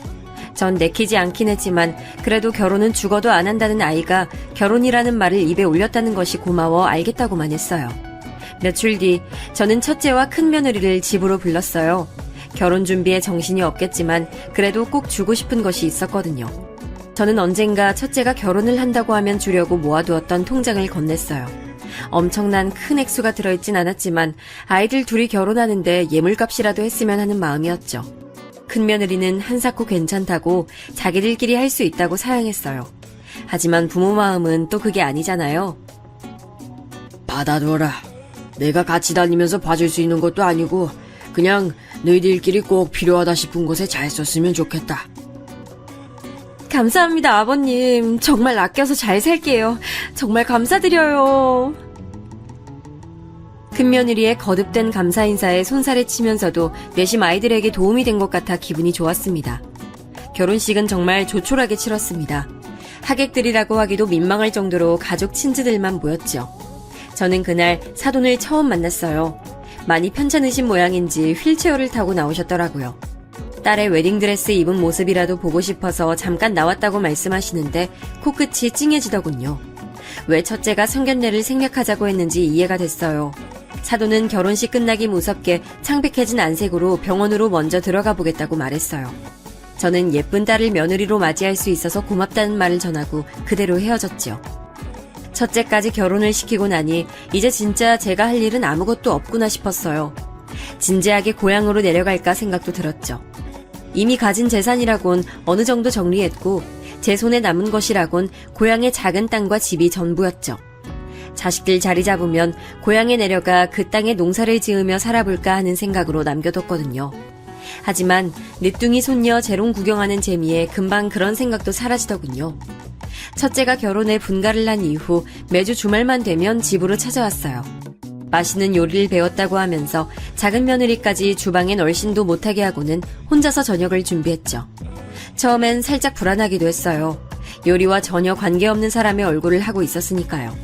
그래서 손맛이 좋다는 첫째 아들의 말에도 콩깍지가 쓰여서 저런다고 할 정도였죠. 그런데 정말 맛깔스럽게 잘하더라고요. 레시피를 보고 했다는데 수준급이다 싶었죠. 작은 며느리도 정말 못하는 게 없는 아이인데 큰 며느리도 마찬가지더라고요. 덕분에 제 입만 호강이었죠. 그뿐만이 아니었습니다. 직장의 지인에게서 구했다고 유명한 도예 작가의 전시회 티켓을 가져와서는 함께 가자고 권해주기도 했죠. 제 유일한 취미가 도예를 배우는 것이었거든요. 전시회에 가서도 계속 제 팔짱을 끼고는 전시물에 대해서 물어보더라고요. 도예에 관심이 있는 것은 아닐까 싶을 정도로 말이죠. 전시회장에서 도예 교실을 함께 다니는 사람들을 몇 명 만났는데 다들 딸이 있었느냐고 놀랄 정도였어요. 도대체 무슨 복을 그렇게 타고났어? 작은 며느리도 그렇게 아버지 아버지 부르면서 따라다니지만 이제는 큰 며느리까지. 야이, 부럽네, 부러워. 괜히 어깨가 으쓱하고 기분이 좋더라고요. 그런 제 모습을 눈치챘는지 큰 며느리가 평소보다 더 화사하게 웃으면서 다 아버님이 잘해주셔서 그렇다고 저를 치켜 세워주더라고요. 저는 지인들의 부러움을 한 몸에 받으면서 전시회를 구경하고 나왔죠. 집에 들어오니 작은 며느리가 잘 다녀오셨냐고 하면서 저녁 준비에 한창이었죠. 얼마 전 TV에서 나오는 잡채를 빤히 보고 있는 모습을 봤다고 하면서 잡채를 하고 있더라고요. 그걸 또 언제 봤느냐고 물었지만 작은 며느리는 배시시 웃으면서 맛은 장담 못한다고 하더라고요. 식탁에 앉아서 식구들을 보는데 이런 게 행복이지 뭐가 행복이겠는가 싶은 생각이 들었네요. 큰 며느리는 누구하고도 쉽게 이야기를 할 수 있었어요. 몇 번 만나지도 않았는데 동네 어른들이 다 저희 집 큰 며느리를 알더군요. 시장에 갔는데 다들 제게 큰 며느리가 싹싹하고 예의도 바르다고 칭찬 일색이셨죠. 주말이 되면 낮부터 며느리들이랑 시장을 함께 가는데 양옆에 애들이 제 팔짱을 끼고 가면 다들 무슨 복이냐고 부러워하는 사람들이 많았어요. 한 번은 작은 며느리 부탁으로 반찬 가게에 간 적이 있었는데 사장님께서 큰 며느리가 반찬 사러 와서는 자꾸 자기 재산인 레시피를 알려달라고 한다고, 이런 게 다 가져가면 자기 장사 어떻게 하느냐고 웃으면서 한 소리 하더라고요. 알고 봤더니 제가 잘 먹는 반찬을 직접 해보고 싶은데 인터넷 레시피로는 별로였다고 가게까지 찾아가서 딱 하나만 가르쳐 주실 수 없냐고 물었더라고요. 가게 일을 돕겠다고 나서면서 물어보는 통에 거절도 못했다고 하는데 괜히 얼굴이 붉어지면서 민망한데 그게 또 그거대로 기분이 좋았어요. 그렇게 몇 달은 정말 재밌게 지냈어요. 큰 며느리도 작은 며느리도 의외로 둘이 잘 맞춰 지내더라고요. 저는 전혀 다른 성향이라고 생각했거든요. 내심 다행이다 싶었죠. 거기다 사돈도 많이 좋아지셨다고 하니 이렇게 좋을 수가 없더라고요. 그래서 식구들과 경주 펜션을 빌려서 놀다 오기도 했고 손자들이 하도 캠핑 노래를 불러서 캠핑장에도 다녀왔죠. 큰 며느리는 아이들하고도 잘 지냈는데 손주 녀석들이 큰엄마와는 이야기가 잘 통한다고 엄청 좋아하더라고요. 작은 며느리가 섭섭하다고 제게 말할 정도였죠. 그런 저희 집 분위기가 조금씩 달라지기 시작한 것은 큰 며느리가 찾아오는 빈도가 줄어들면서부터였어요. 일주일에 몇 번이고 오던 아이가 이제는 주말에 얼굴 보기도 힘들었죠. 저는 무슨 일이라도 생겼느냐고 물었지만 얼버무리면서 말을 하지 않더라고요. 어쩌다 찾아오는 날에도 얼굴에 수심이 가득했죠. 저는 첫째를 불러 무슨 일이 집에 있느냐고 물었지만 큰일이 아니라고만 하더군요. 저는 걱정이 됐어요. 그렇게 밝고 에너지 넘치던 아이가 이렇게까지 변한 것엔 이유가 있지 않겠는가 싶었죠. 하지만 당사자들이 입을 꾹 다물고 있으니 답답해 미치겠더라고요. 그날 저녁도 마찬가지였어요. 저녁을 먹고 나서 급하게 일어나는 큰애 내외를 방으로 불렀죠. 저는 무슨 일이 있었는지 숨기지 말고 다 이야기를 하라고 애들을 다그쳤어요. 오늘이야말로 무슨 일이 있어도 이유를 듣겠다고 다짐했죠. 결국 먼저 이야기를 꺼낸 건 아들 녀석이었어요. 장인어른께서 급하게 컨디션이 나빠지셨어요. 아무래도 수술을 해야 한다고 하는데 그 수술비가 좀 커요. 수술하고 나서도 회복하는 데 들어가는 비용도 있고 그래서 저도 아내도 이리저리 알아보는 중이에요. 너희는 그런 얘기를 어떻게 나한테 말 한마디를 안 해? 내가 그 사실을 알면 내가 그 돈 마련하는데 도움을 주면 좋지 너희 타박을 하겠니? 그런 중요한 얘기를 어떻게 숨겨? 제가 숨기자고 했어요, 아버님. 아버님이 부족한 저한테 얼마나 잘해주시는지 아는데 돈 얘기를 어떻게 해요? 큰며느리가 울면서 정말 죄송하다고 말했어요. 저는 이런 큰 이야기를 제게 숨겼다는 것도 속상했지만 아이들이 저를 편하게 의지하지 못한다는 점도 마음이 아팠죠. 자세한 이야기를 들어보니 수술 자체는 보험이 적용되지만 거기서 사용되는 약물 같은 것들이 보험 적용이 되지 않아서 금액이 상당하더라고요. 아이들이 대출을 알아보고 있는 중이라고 고백했죠. 제가 은행에서 일한 경력이 있는데 그런 생각까지 했으면서 왜 묻질 않았느냐고 한 소리 하긴 했지만 길게 혼을 낼 순 없었어요. 어떻게든 제게 손 벌리지 않고 해결하고 싶었다는데 그 마음을 어떻게 혼을 내겠어요. 저는 같이 방법을 찾아보자고 말하고는 아이들을 돌려보냈죠. 그날 밤 저는 생각이 많았습니다. 제게 큰 돈이 있는 것도 아니고 지금 제게 남은 것이라곤 고향의 작은 땅과 집뿐이니까요. 그 땅은 부모님께서 물려주신 곳이자 저의 어린 시절 추억이 가장 많이 담겨있는 곳이었어요. 그래서 쉽게 마음의 결정을 내릴 수가 없었죠. 저는 다음날 아침부터 부지런히 고향으로 내려가 부동산을 하는 친구를 찾았습니다. 상황을 이야기하고 급하게 땅을 처분하고 싶다고 하자 친구 녀석이 알아봐주겠다고 하더군요. 금매로 내놓으면 땅은 5천만 원 정도 할 것이라고 알려주더군요. 친구 녀석은 개발이 예정된 것도 아니고 그렇다고 해서 지리적으로 좋은 것도 아니라서 어쩔 수 없다고 말하며 엄청 미안한 얼굴을 했어요. 생각보다 적은 금액에 저는 다시 연락하겠다고 말하고는 집으로 돌아왔죠. 작은 며느리는 이른 아침부터 나갔다 피곤한 얼굴로 돌아온 저를 걱정스럽게 바라보며 괜찮으시냐고 물었어요. 저는 대충 둘러대고는 방으로 들어가 누웠습니다. 천장을 보고 있으니 오만 가지 생각이 다 들었어요. 하지만 이내 마음을 굳혔죠. 사람보다 더 중요한 게 뭐가 있겠는가 싶더라고요. 주말에 집에 온 큰며느리는 마음고생이 심한 듯 더 창백해 보였죠. 저는 큰며느리를 조용히 방으로 불러서는 5천만 원짜리 수표를 내밀었어요. 엄청 놀란 얼굴로 저와 돈을 번갈아 바라보며 이게 뭐냐고 묻더군요. 아버지 병원비 수술비며 네가 고생이 많다. 이걸로 수술부터 빨리 진행하렴. 수술하면 좋아지실 수 있다는데 고작 돈 때문에 차일피일 미룰 순 없잖니. 아버님, 이 큰돈이 어디서 나셨어요? 그이 말로는 고향에 내려가실 생각으로 다 정리하셨다고 하던데요. 설마 아버님 고향이... 저는 큰며느리의 말을 자르며 거기까지는 알 것 없으니 어서 넣어두라고 말했죠. 아니에요, 아버님. 진짜 그런 돈이라면 저 못 받아요. 그이가 대출 쪽 알아보고 있는 중이에요. 그러니까 아버님 돈은 못 받아요.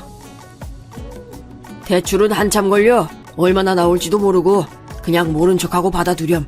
그리고 우린 가족 아니냐. 가족끼리 서로 챙겨주고 아껴주고 도움 필요하면 도와주고 그렇게 사는 거지. 큰며느리는 눈물을 뚝뚝 흘리며 절대 이 일은 잊지 않겠다고 감사하다고 몇 번이나 인사를 했죠. 저는 빨리 사돈 어른께서 쾌차하셨으면 좋겠다고 말하면서 기분 좋게 자리에서 일어났습니다. 홀가분한 마음으로 며칠이 지났을까요? 큰애 내외가 밝은 얼굴로 왔더라고요. 수술 날짜가 정해졌다고 하면서 말이죠. 워낙 유명한 교수님의 수술이라 날짜가 금방 잡히진 않았지만 그래도 잘 될 것 같다고 엄청 좋아했죠. 그 모습을 보는데 땅을 처분하기 잘했다 싶었어요. 그런데 작은 며느리가 평소와는 좀 달라 보였어요. 자꾸 큰 며느리 쪽을 힐끔 보면서 갸우뚱하기도 하고 한숨을 쉬기도 했죠. 물론 표시가 심하게 난 건 아니지만 워낙 오래 살다 보니 저절로 눈길이 가더라고요. 큰애 내외가 가고 나서 저는 작은 며느리를 불러 무슨 일이냐고 물었어요. 작은애는 깜짝 놀라면서 아무 일도 없었다고 시치미를 뚝 떼는데 평소 거짓말을 할 줄 모르는 애라 금방 얼굴에 표시가 났죠. 내가 우리 작은애는 얼굴에 다 드러나서 평생 거짓말은 못하고 살 거라고 했지? 그냥 이야기해. 괜히 혼자서 속 끓이지 말고. 큰애랑 연관 있는 일이니? 아까 뭘 그렇게 힐끔거리고 그래? 그게 아니고요, 아버지.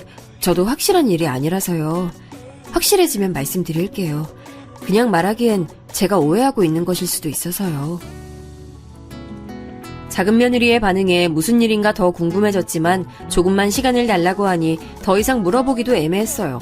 저는 알겠다고 하고는 절대 혼자서 고민하지 말라고 했죠. 그렇게 일주일의 시간이 흘렀나 작은 며느리가 할 말이 있다고 잠깐 이야기를 하자고 하더군요. 그것도 밖에서 봤으면 좋겠다고 말이죠. 저는 뭔가 심각한 이야기인가 하면서 약속 장소로 나갔어요. 작은 애가 먼저 와 있었죠. 저는 무슨 일이길래 집에서도 못하는 이야기냐고 물었어요. 작은 며느리는 망설이더니 어렵게 입을 열었죠. 제가 형님 회사 근처에 미팅이 잡혀 있어서 나간 적이 있었는데요. 거기서 좀 이상한 얘기를 들었어요. 이상한 이야기라니? 언제 말이냐? 저번 주 늦게 들어온 날 말이냐? 미팅이 길어졌다고 한 날? 네, 그날이요. 미팅이 끝나고 나오는데 형님이 보이더라고요. 그래서 아는 척이라도 하려고 가는데 모르는 남자분이랑 엄청 반갑게 인사를 하더니만 둘이서 어디로 가더라고요. 너무 친근해 보여서 제가 따라갔거든요. 물론 잘못된 행동이라는 건 아는데 너무 가까워 보여서요. 작은 며느리 이야기에 누가 뒤통수를 강하게 내려친 기분이 들었어요. 남자라니, 그것도 가까워 보이는. 저는 긴장감에 주먹을 쥐었다 펼쳤다를 반복하면서 이야기를 마저 해보라고 다그쳤어요. 작은 며느리는 제 눈치를 보면서 이야기를 계속 이어나갔죠. 두 사람이 차를 타고 사라지길래 저도 부랴부랴 쫓아갔는데 어느 호텔 앞에서 내리더라고요. 급하게 따라가긴 했는데 찾질 못했어요. 혹시 라운지에 있나 싶어서 찾아봤는데 없더라고요. 설마 하는 마음에 호텔 앞에서 기다렸는데 3시간 정도 지나서 두 사람이 다시 나오더라고요. 저는 입안이 바싹 말라오는 게 느껴졌어요. 바람이라니, 대낮에 호텔이라니. 저는 앞에 있던 물잔에 물을 단숨에 비우고는 물을 더 달라고 말했죠. 작은 며느리는 고개만 숙이고는 마시지도 않은 커피를 이리저리 휘젓고 있었어요. 저는 그 뒤로 이야기를 물었죠. 호텔에서 나와서는 각자 갈 길 가는 바람에 더 이상은 볼 수 없었어요. 그런데 어제 제가 또 두 사람을 영화관에서 봤거든요. 둘이 서로 팔짱 끼고 나오는데 아무리 봐도 이상해서 아버지, 이런 말씀 드려서 죄송해요. 작은 며느리는 무슨 죄인이라도 되는 듯이 앉아있었죠. 저는 네가 무슨 잘못이냐고 말해야 한다는 것을 머리론 알고 있었지만 좀처럼 입이 열리지 않았어요. 한참을 그렇게 앉아있었죠. 정신 차려보니 작은 며느리가 제 손을 잡고 토닥이고 있더군요. 괜찮냐고 묻는 말에 저는 그제야 정신을 차리고 말했어요. 네가 미안하긴 뭐가, 네 잘못이 뭐가 있다고. 혹시나 모르니까 다른 사람들한테 말하지 말고 내가 알아보마. 마음 많이 쓰였을 텐데 고생했다. 저는 그렇게 작은 며느리와 비밀을 만들고는 집으로 돌아왔죠. 집에 돌아와서도 저는 생각을 멈출 수가 없었어요. 두 번이나 잘못 본 것은 아닐 테고 사돈어인데 영화관이나 호텔은 또 무슨 소린가. 12번을 생각해도 이해가 되지 않았죠. 마음으론 큰 며느리를 당장에 불러서 확인하고 싶었지만 증거가 따로 있는 것도 아니고 오로지 작은 며느리가 본 게 전부라는데 따져 묻기도 애매했죠. 저는 그렇게 꼴딱 날밤을 새고는 다음날 마음을 굳게 먹고 큰 며느리가 다니는 회사 앞으로 갔어요. 주변에 큰 공원이 있더라고요. 건물이 잘 보이는 곳에 자리를 잡고 앉았죠. 큰 며느리 모습도 보였죠. 갑자기 전화벨 소리가 울리고 큰 며느리가 제 쪽으로 걸어왔어요. 저는 큰 며느리가 절 봤는지 알고 깜짝 놀랐지만 얼마 떨어지지 않은 벤치에 앉아서 전화를 받았어요. 제게 완전히 등을 보인 상태였죠. 저는 긴장으로 흥건해진 손바닥을 바지에 닦고는 귀를 쫑긋 세웠습니다. 자기야. 오늘은 바쁘다고 전화하지 말랬지. 자기는 준비는 다 하고 전화한 거야? 비행기표랑 여권은? 평소에 들어본 적 없는 하이톤의 음성으로 간드러지게 말하는 큰 며느리의 모습은 너무나도 낯설었어요. 이혼 서류야. 벌써 도장 찍어서 준비했지. 돈? 계좌에 넣었지? 그쪽에서 바로 찾을 수 있게 해뒀어. 대출 승인이 아직이라나? 은행 다녔다는 영감탱이 연줄 좀 쓰면 될 텐데 하여튼 고리타분해. 진짜 내가 이번 건 크게 한탕할 생각에 참았지. 안 그랬으면 벌써 날랐어. 아무래도 은행 다녔다는 영감탱이는 저를 칭하는 말 같았죠. 저는 머릿속이 하얗게 변했어요. 손부터 시작해서 온몸이 떨려왔죠.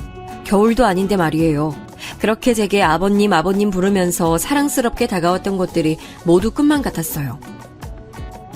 그래 알아. 5천만 원만 가지고 나르기엔 우리가 공을 너무 들였지. 자기야 나도 힘들었다니까. 진짜 영감탱이한테 잘 보이려고 내가 얼마나 노력했는지 자기 몰라?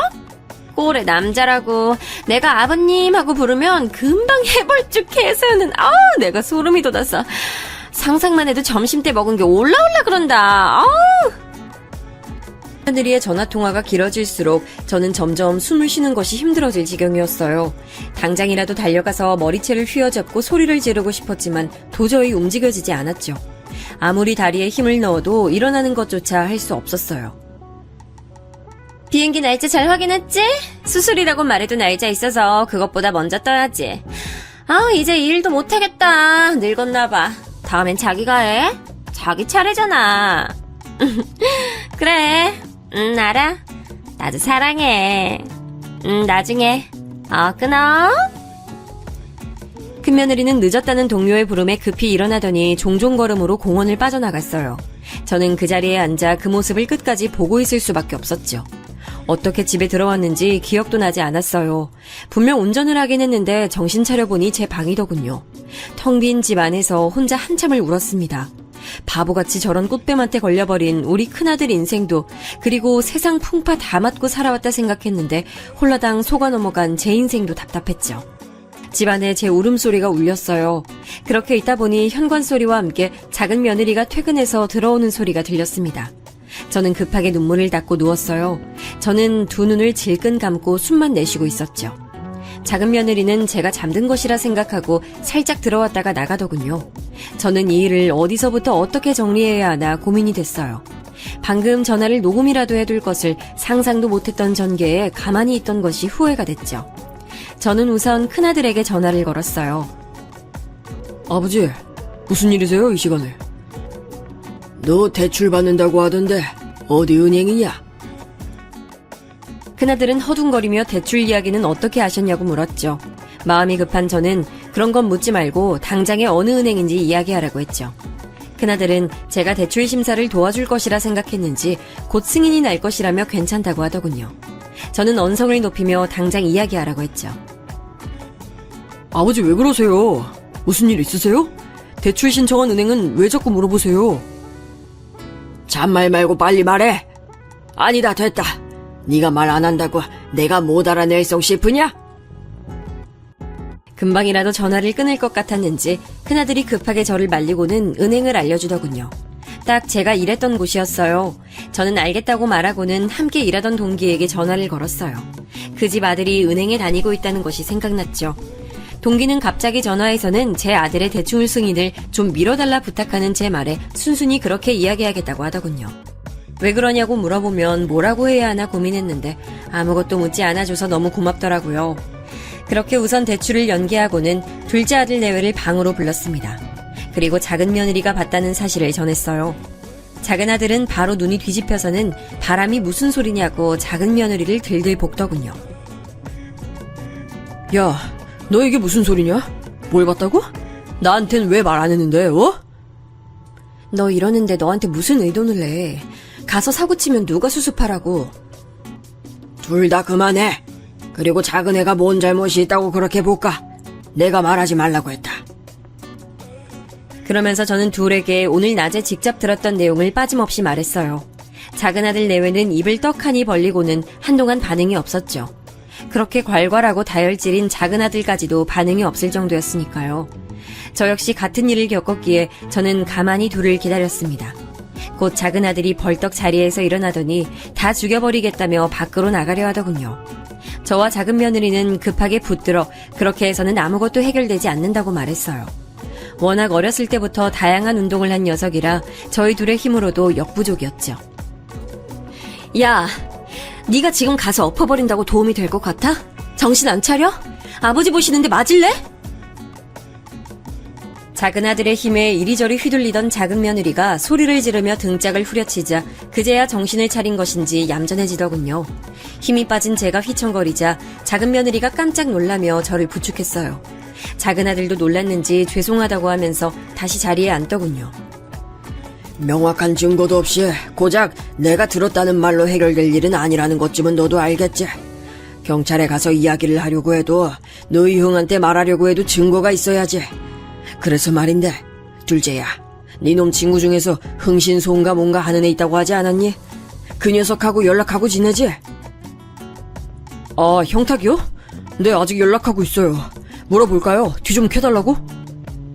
사실 여부만 좀 확인해달라고 그래. 사돈이란 사람이 병원에 입원해 있는지부터, 그리고 작은 애가 봤다는 남자랑 너희 형수도 비행기 끊었다는데 그것도 맞는지 가능하면 알아봐달라고 하고. 저는 작은 아들 내외에게 무슨 일이 있어도 큰애 앞에서 내색하지 말라고 못을 박았어요. 물론 당사자 앞에서 화가 나더라도 무슨 일이 있어도 참아야 한다고 신신당부를 했죠. 작은 아들은 씩씩거리면서 어떻게 그럴 수 있느냐고 했지만 그렇게 못하겠거든 어디 한동안 나가 있으라고 했죠. 아버진 되세요? 얼굴 보고 밥이 넘어가시겠냐고요. 전 못해요. 지금 당장이라도 가서 두 인간들 목이라도 비틀어버리고 싶은 심정이에요.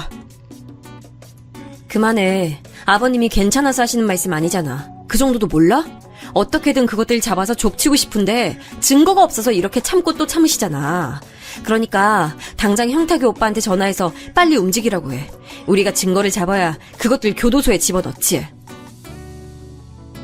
저는 작은 아들에게 대화로 봐서는 이번이 처음이 아닌 것 같다며 자세하게 알아봐달라고 전화라는 말도 빼놓지 않았어요. 그렇게 작은 아들이 형탁이를 만나러 간다고 나갔어요. 다음날 낮에 큰아들이 전화가 왔더라고요. 대출이 자꾸 승인이 미뤄지는데 혹시 도와줄 수 있느냐고 말이죠. 저는 모르는 척하고 얼마를 넣었기에 그러느냐고 물었어요. 사실 급한 마음에 대출을 연기시켜달라고는 했지 얼마를 넣었는지까지는 구체적으로 묻지 않았거든요. 큰아들은 망설이더니 1억을 넣었다고 하더군요. 전 도대체 그 큰 금액이 어디 필요해서 넣었냐고 물었어요. 수술하고 퇴원하시면 아무래도 저희가 모셔야 될 것 같아서요. 처음에 아버지 말씀처럼 식구 늘어날 거 생각하고 평수 넉넉하게 준비할 걸 괜히 후회가 되더라고요. 전화기 너머였지만 아들의 쑥스러워하는 얼굴이 그대로 그려지더군요. 금방이라도 한숨과 눈물이 터져 나올 것 같았어요. 저는 침착하게 알아보겠다고만 하고는 전화를 끊었어요. 이 일이 진짜로 밝혀지면 아들이 어떻게 될지 상상조차 할 수 없었어요. 충격받을 모습이 눈앞에 선했죠. 저는 그날 밥을 한 숟갈도 먹지 못했답니다. 사돈 수술 날짜라고 들었던 날이 점점 다가오는데 조사를 부탁한 곳에서는 연락이 없었어요. 점점 초조해졌죠. 작은 며느리는 사람 조사하는 일이 하루 이틀로 끝나겠느냐고 말하며 마음을 편하게 먹어야 한다고 했지만 저는 그게 힘들었어요. 하루가 1년 같았죠. 그렇게 조사를 부탁한 지 3일째 되는 날 작은 아들이 알아냈다고 하면서 시뻘건 얼굴을 하곤 들어왔어요. 금방이라도 주먹을 휘두를 것처럼 흉흉한 모습이었죠. 저 역시 긴장이 됐어요. 아버지가 생각하신 것 이상으로 쓰레기예요, 이것들. 작은 아들은 결과를 보여주며 형탁이를 통해 알게 된 사실을 설명했어요. 들으면 들을수록 정신이 아득해지더군요. 혹시나 모를 상황을 대비해서 증거가 될 만한 사진도 찍었더군요. 큰며느리와 남자가 호텔을 드나드는 모습, 길에서 진한 스킨십을 나누는 모습까지 꽤 여러 장이 됐죠. 작은 며느리는 자신이 본 그 남자가 맞다고까지 하더군요. 저는 당장 큰아들 내외를 집으로 불렀어요. 큰아들 내외는 갑작스런 호출에 당황한 얼굴을 하고 있었어요. 큰며느리는 제 안색이 나빠 보인다고 말하며 무슨 일이 있으셨냐고 물었어요. 그 가증스러운 얼굴에 소름이 돋았지만 저는 침착하게 대답했어요. 있기야 있었지. 아주 큰일이. 하마터면 크게 상의를 당할 뻔했지. 정민아, 내가 너 대출은 막아뒀다. 그러니 생각도 하지 마. 큰아들은 사기를 당하다니 무슨 소리냐며 그게 자신의 대출과는 무슨 상관이 있냐고 물었어요. 어리둥절해하는 큰아들을 두고 저는 큰며느리 앞으로 사진을 내밀었어요. 아주 다정하게 남자와 있는 사진이었죠. 얼굴색이 단번에 바뀌더군요. 허둥거리며 사진을 주우려는데 큰아들의 행동이 더 빨랐어요. 큰아들은 의문 속 남자의 사진을 바라보더니 이 남자가 누구냐고 물었죠. 큰며느리는 아무 답변도 하지 못하고는 눈을 피했어요. 이 사진으로 놀라면 안 되지. 꽤 오랫동안 알고 지낸 사이던데 그렇게 뻔질나게 만났으면서 언제까지 숨길 수 있을 줄 알았어? 그리고 병원에 입원해 계신다는 사돈, 결혼식 때 만났던 사람이랑 아예 다른 사람이던데. 저는 결혼식 사진과 함께 병원 입원 중이라는 동명의 환자 사진을 보여줬어요. 누가 봐도 확연하게 다른 사람이었죠. 뒤이어 저는 사돈인 줄 알고 만났던 사람의 또 다른 사진을 보여줬어요. 지방 장터에서 분장을 하고 무대에 오는 모습이었죠. 큰아들은 이게 무슨 일이냐고 물었지만 큰며느리는 아랫입술만 깨물면서 초조한 듯 주먹을 꼭 쥐고 있었어요. 내 돈 5천만 원에 대출 받아서 나오는 금액까지 해서 어디 가려고? 비행기 티켓까지 준비했던데 내가 너 이대로 보내줄 것 같아? 우리 아들 인생 이렇게 만들고? 내놔! 당장 내 돈 내놔! 제 언성이 높아지자 큰며느리는 도망이라도 치려는 듯 재빠르게 자리에서 일어났지만 이미 입구를 지키고 있던 둘째 아들에게 막혔죠. 큰아들은 멍한 얼굴로 사진과 큰며느리의 얼굴을 번갈아 바라봤어요. 여보, 이게 뭐야? 이게 다 무슨 소리야? 아버지가 하시는 말씀 다 뭐냐고 말해봐! 네가 직접 말해보라니까? 이거 다 들었으면서 뭘? 간밤에 꿈자리가 사납더니 재수가 없으려니까. 모든 것이 밝혀지자 큰며느리는 바닥에 침을 뱉으며 알아들을 수도 없는 욕을 짓거렸어요. 저는 당장 돈부터 돌려달라고 했죠. 영감님, 돈은 무슨 돈? 내가 뭘 받았는데? 증거 있어? 당신이 나한테 돈 줬다는 증거 있냐고! 큰며느리는 아주 뻔뻔한 얼굴로 자기는 모르는 일이라고 딱 잡아댔죠. 어처구니가 없었어요. 저는 5천만 원짜리 수표를 주지 않았느냐고 말했지만 큰며느리는 오히려 저를 노망난 노인에 취급하면서 눈 하나 깜빡하지 않았어요. 당신들 지금 내가 바람 피웠다고 거짓말했다고 이렇게 사람 나오는 거야? 까짓거 이혼해! 거짓말로 당신들 속인 거 맞아. 내가 잘못했네. 이혼해줄게. 됐지? 그러니까 사람 가두지 말고 비켜. 저는 작은 며느리에게 손짓을 했어요. 사전에 약속했던 부분이었거든요. 조용히 안방으로 들어간 작은 며느리는 경찰에 신고를 했죠. 이혼? 당신이 할 말이야? 누가 누구더러 먼저 이혼을 꺼내? 이혼 이야기를 해도 우리 형이 해. 남의 인생 이렇게 만들어 놓고 가긴 어딜 간다고? 웃기지 마. 당장 우리 아버지 돈부터 안 내놔?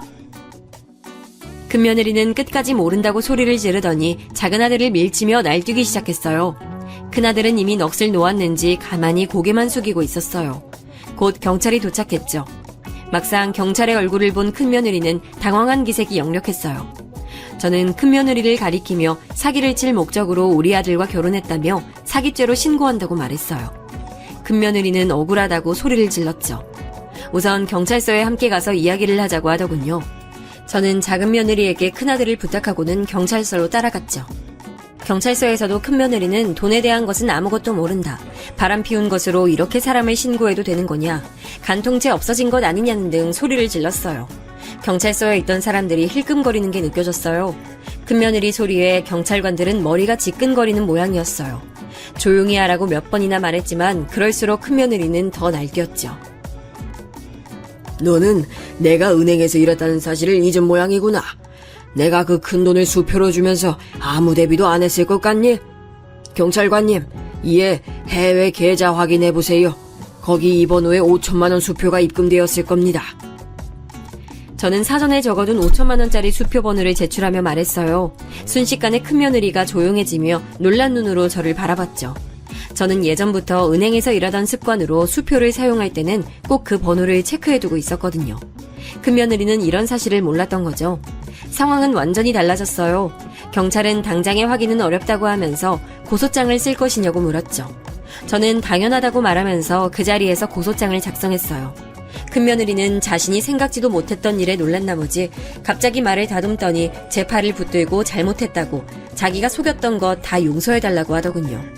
저는 그런 큰며느리를 무시하고는 흥신소에서 받은 자료들 중 일부를 경찰에 제출했어요.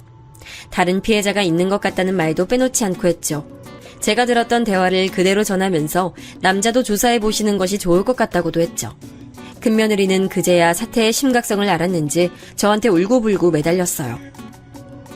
아버님, 제가 잘못했어요. 5천만 원 드릴게요. 제가 생각이 짧았어요. 이혼 서류도 쓸게요. 그러니까 저 좀 봐주세요. 아버님! 큰며느리는 바닥에 무릎까지 꿇어가며 제게 매달렸지만 저는 뒤도 돌아보지 않고 경찰서를 나왔습니다.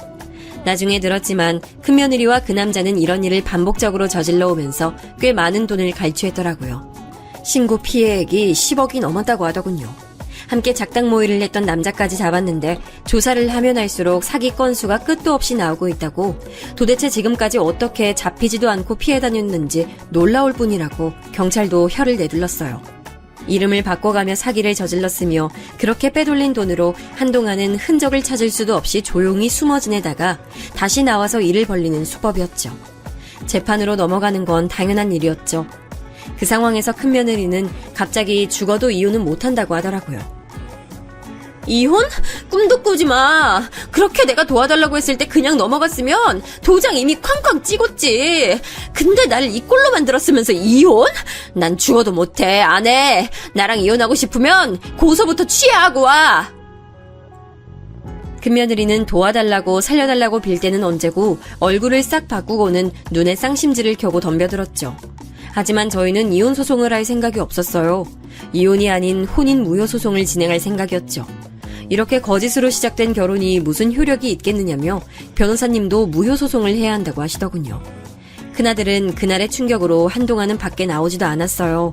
회사에는 무슨 말을 한 건지 처음엔 연락이 오더니 그것도 잠잠했죠. 저는 걱정되기 시작했어요. 과거 아내가 집을 나갔을 때도 비슷한 일이 있었거든요.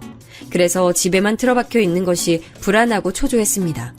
큰아들은 가족 누구와도 말을 섞으려고 하지 않았어요. 식사도 거의 하지 않았고요. 작은 며느리가 매 끼마다 식사를 준비해서 방문 앞에 가져다 놓았지만 먹은 신용만 하는 것인지 좀처럼 양이 줄지 않았어요. 큰아들은 세상에 벽을 세운 것처럼 사람을 밀어내고 있었어요. 저는 몇 번이고 아들의 방문을 두드렸습니다. 우리 모두의 잘못이지 너의 잘못이 아니라고 나쁜 생각은 하지 말라고 말이죠. 한 달 정도 지났을까 드디어 큰아들이 밖으로 나왔어요. 살이 쪽 빠졌더군요. 얼굴이 말이 아니었습니다. 저는 별다른 말 없이 아들을 꼭 안아줬어요. 큰아들은 그렇게 안겨있더니 한참 만에 죄송하다고 말했죠. 저는 네가 미안할 일은 아무것도 없다고 말하며 아들을 나는 팔에 더 힘을 줬어요. 알고 보니 아들은 회사에 휴직계를 낸 상태였어요. 저는 이번 기회에 둘이서 여행을 가자고 말했습니다. 처음엔 의아해하던 큰아들도 곧 고개를 끄덕이며 동의했지요. 저희는 함께 배낭을 짊어지고 산티아고 순례길을 걷기로 했어요.